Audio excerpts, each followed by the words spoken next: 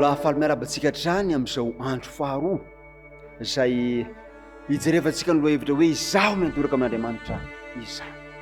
Ny androany dia hoe izaho miantoraka amin'Andriamanitra amin'ny saiko rehetra, amin'ny saiko rehetra. Araka ny mahazaka antsika, ina moa ny dikan'ilay hoe saina amin'ny teny hebreo? Amin'ny teny hebreo izy dia hoe dianoia. Dianoia, teny grika dianoia, na hoe eritreritra. Amin'ny teny anglisy dia hoe mind. Ao zany misy hoe conscience, ilay fahatsapatena, ilay fahamatorana. Ao anary zany hoe miantoraka amin'Andriamanitra amin'ny saina rehetra zany. Efa afaka alohantsika Andriamanitra tomponay eo ny fanahy masinao any, no homenao anay hikapitoetra ny teninao ao am-ponay ao anaran'i Jesosy. Amen. Miantoraka amin'Andriamanitra amin'ny saina rehetra. Hoy ny ao Mateo 20 araka ny tenenin Jesosy 7:7 tiavan'i Jehovah Andriamanitra ao amin'ny fonao rehetra sy ny fanahinao rehetra ary ny sainao rehetra. Saina rehetra.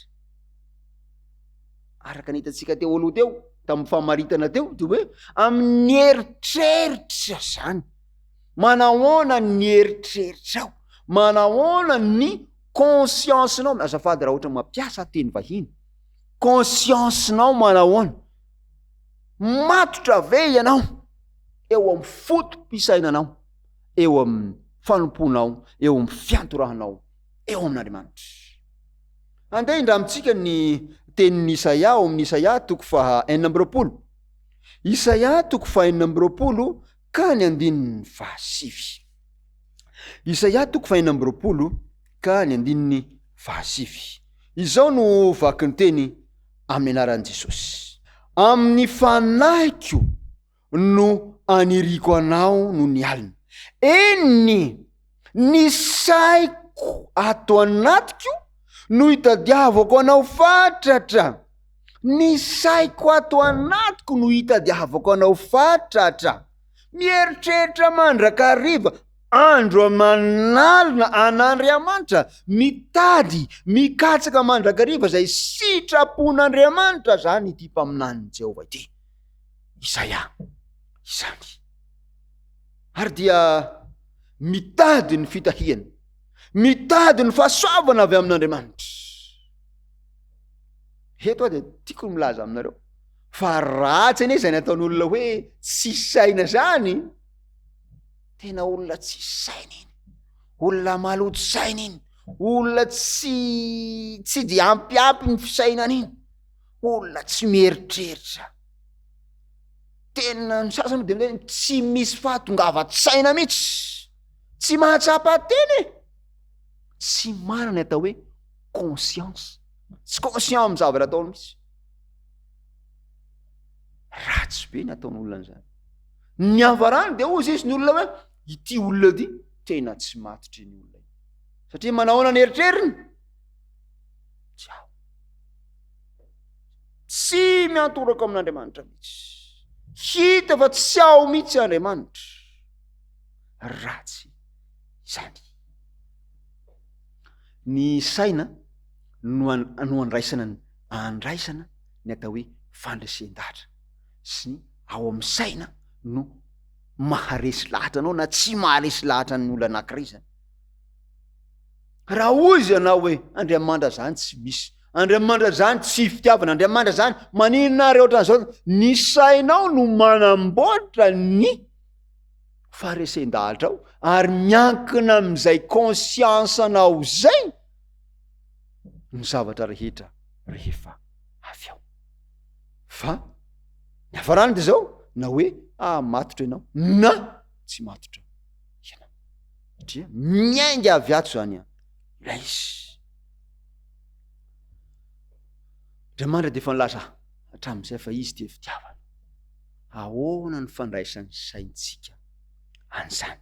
efa notoriana tamintsika zany, efa fantatsika zany, na ny zazakely azy efa mahafantatra toy zao nitiavana Andriamanitra zao no mino ny zanany lahy tokony mba tsy ho very zetra mino azy. Tsisy mahafantatra an'izay ny kristiana rehetra hoe Andriamanitra dia fitiavana, tsisy tsy olona tsy mahafantatra an'izay. Kanefa ahoana ny eritreritra ao, resy lahatra sa tsy resy lahatra? Tena misy tokoa fe Andriamanitra sa manahoana sao fijaliana sao? Ahoana sao zavatra mitranga rehetra sao? Aoka anao ho hatsiaro saina amin'ny androany ity, fa Andriamanitra dia tianao. Andriamanitra dia nanomeny zanany ho fato anao. Andriamanitra dia tena miahy anao. Dia mety mipetraka amin'izay ny fanontaniana, inona ary zany tokony atao? Raha izany misy. Satria ao anatin'ny fisainantsika ny mametraka ny atao hoe fisalasalana. Ary hoy izy ny mpanoratra anankiray hoe ny fisalasalana no fitaovam-piasana mahery vaika indrindra ampiasan'ny devoly hamitana ny kristianina, handemena ny kristianina. Hoe nisy tokoa ve zany Jesosy zany? Raha nisy tokoa ve izy dia hijaly ve ny olombelona? Inona ary mahatonga ny fijaliana? Andriamanitra nanao ny zavatra rehetra, Andriamanitra koa mampiditra ny fijaliana. Ampidiriny zao zavatra rehetra ahatonga fisalasalana ao anatin'ny fisainantsika olombelona. Kanefa Andriamanitra tsy miova. Andriamanitra dia fitiavana. Dia raha averintsika lay teny ao amin'ny Isaia 5:7 toy izy hoe ny saiko ato anatiko no hitadiavako anao fatratra. Inona zany no tokony ataotsika? Raha tena resy lahatra tsika, raha tena hoe conscient, raha tena matsapa tena tsika, raha matsiaro hoe Andriamanitra tia antsika. Ny zavatra ataonao voalohany dia zao: mitady fifandraisana aminy isan'andro isan'andro. Rehefa ny zavatra rehetra renao dia ankatoavinao, henoinao dia ankatoavinao, dia la arahanao an-tsakany sy andavany izay voalazany ao, ary hitondra fahasambarana ho anao zany, hitondra soa ho anao zany. Sambatra ianao, ataon'ny firenena hoe sambatra ianao, satria ny sainao dia miatoraka tanteraka eo amin'Andriamanitra. Zao ny voalaza amin'ny Apokalipsy, ao amin'ny bokin'ny Apokalipsy, toko voalohany ka ny 9:7. Ao amin'ny bokin'ny Apokalipsy, toko voalohany ka ny 9:7. Zao ny voalaza amin'ny anaran'i Jesosy: sambatra izay mamaky sy ny miaino ny tenyity faminaniana ty, ka mitana zay voasoratra ato anatiny fa antombotra ny andro. Misavy nankitelo zany. Atan'olona hoe sambatra zany ianao, satria conscient tsara aloha fa Andriamanitra dia fitiavana. Fantatra ao tsara, resy lahatra mihitsy zany ianao fa Andriamanitra dia tena tia anao. Miantoraka tanteraka eo aminy ianao, amin'ny sainao rehetra, sambatra ianao. Satria manino izy izy? Mamaky ny ten'Andriamanitra, mitady an'Andriamanitra isan'andro isan'andro, miaino zay rehetra voalazany, dia rehefa avy eo mitandrina mankatoy zay rehetra tiany ataontsika olombelona, manaraka zay lazainy. Amarana koa sy dia ndao akoatran'izay fihetsika anankitelo zay izay manapirofo fa miantoraka eo amin'Andriamanitra ianao amin'ny sainao rehetra, dia ity misy teny voalaza ao amin'ny Deutéronomie 7:20. Deutéronomie 7:20, ny 1:voalohany ka hatramin'ny 1:7.